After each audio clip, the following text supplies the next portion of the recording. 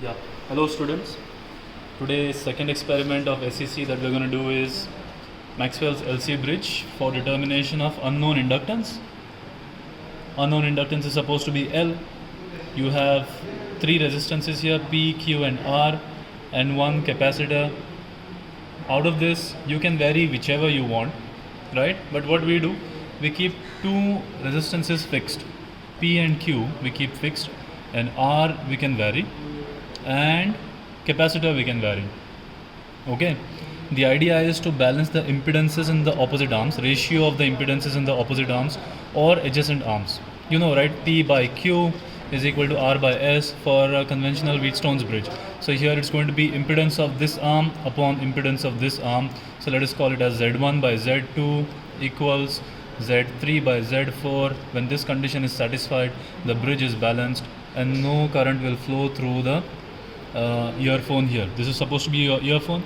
We cannot use an AC measuring instrument here because we can actually, but then the frequency is 50 Hertz, so then the meter will not show steady deflection at 0. Okay, that is why we use a headphone. This is your headphone. It's your headphone. Okay, which will give sound when the bridge is not balanced. Okay, and when the bridge is balanced, no current will flow through the headphone and hence you will hear no sound. Similar to Desautis capacitance bridge which you had done last time, these bridges you've been studying for the past 3 semesters now, 4 semesters perhaps. First semester, then last semester also you studied in network analysis, then again in this semester. Okay, Maxwell's LC bridge, we are using it with an AC source to determine the unknown inductance here. Since it's an AC source and it's an AC bridge, instead of talking about their resistances, we talk about their impedances, which will have a real part as well as an imaginary part. Equate the ratios of impedances and calculate for L, because the impedance for L will also have the quantity L in it. Okay, if you know all the other quantities and other impedances, you can calculate and solve for L present in the impedance of this inductance. Okay, so here is the observation table. Q and P we have kept similar, 500, 500. Capacitor also you can vary or keep it same. The idea is to get L in the end, right? You can play with this capacitor, you can play with this R. Any value you can use. Okay, the capacitor which we have used is 0.5 microfarad. Capital M, but it's not mega, it's microfarad. Then you have this resistance. Capacitor which is given in parallel to the resistance, that resistance will be P. The other resistance which is in series with the inductance will be Q, and the third resistance will be R. Okay, what we will do is keep P and Q, keep P and Q 500, 500, say for example 500 and 500. And I will turn on the switch on, and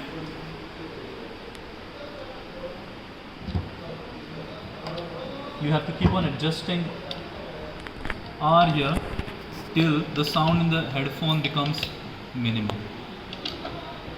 Okay,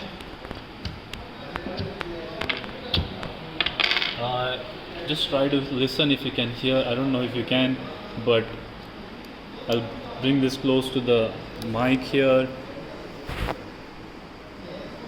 I don't know if you can hear, but it makes sound like.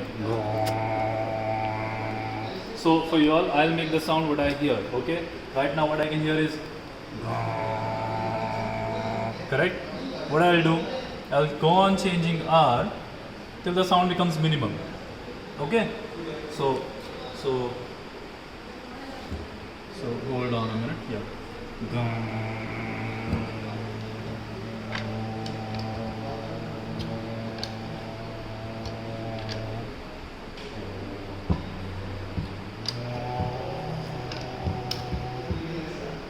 Yeah, it disappeared. Okay.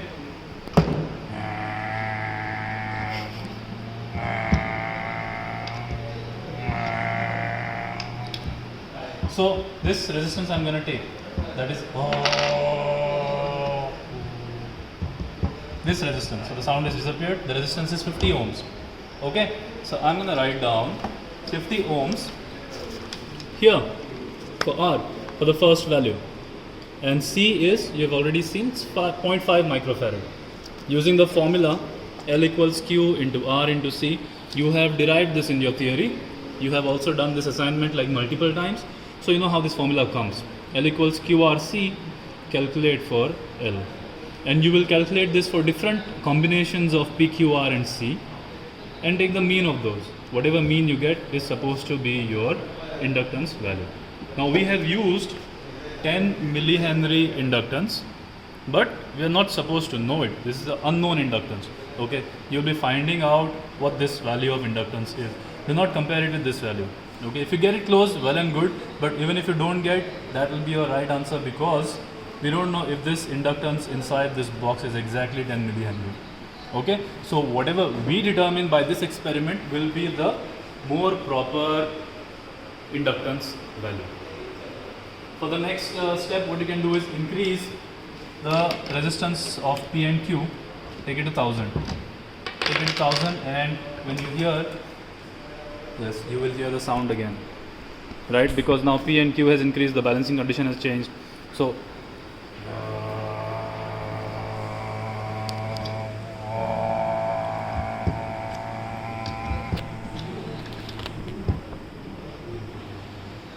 the sound has disappeared. Okay, when the sound goes, reduces to minimum, you will note down the value of R. So now here I am getting value of R is 10 ohms. You will write it down, again calculate for L. Do it like 4 or 5 times, take the mean, and that should give you your L. Calculate and write the result as value of inductance L is whatever mean value you get. Okay, that's it. Watch the video. If you have any doubt, you can contact me on WhatsApp. Thank you.